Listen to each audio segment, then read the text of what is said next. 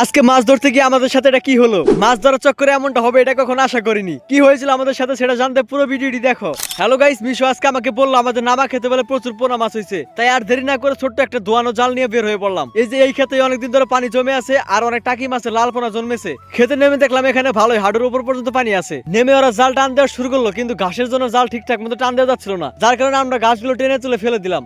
এখন মোটামুটি ভালোভাবে জাল টান দেওয়া যাচ্ছে। গাইস দেখতেই পারতেছো জাল তোলার পর ছোট ছোট লাল রঙের পোনা মাছের জাগ উঠছে। এগুলোকে আমাদের এলাকায় টাকি বা সাইতান মাছের পোনা বলা হয়। যারা তোমাদের আরেকটা জিনিস দেখাই, এই যেখানে দেখতে পাচ্ছ ক্ষেতের এই সামান্য পানিতে শাপলা ফুল ফুটে আছে, আরো দিকরা মাছ ধরতেছে। আমরা পুরো ভর দুপুরে আছি মাছ ধরার জন্য, যার কারণে এখন বেশি মাছ ধরতে পারলাম না। যাই হোক গাইস, একটু ওয়েট করে তোমাদেরকে একটু পরে দেখাচ্ছি যে আমরা কেমন মাছ ধরলাম। মাছ ধরতে গিয়ে আমাদের সবার শরীরে কাদা লেগে গেছে, যার জন্য আমরা এখন গোসল করার জন্য পুকুর পাড়ে যাইতেছি। পুকুর পাড়ে এসে লাফ দিয়ে নেমে পড়লাম পুকুরে। এটার মধ্যে শুধুমাত্র গ্রামে যারা থাকে তারাই বুঝতে পারবে। দেখো গাইস, মাত্র আমরা এই পরিমাণ মাছ ধরছি, কিন্তু এই পরিমাণ মাছ যেহেতু একজনেরই খাওয়া হবে না, পুরো আমরা হতাশ হয়ে গেলাম। যাই হোক গাইস, আমরা বাড়ি চলে যাই। তোমরা নতুন ভিডিওর জন্য লাইক করো।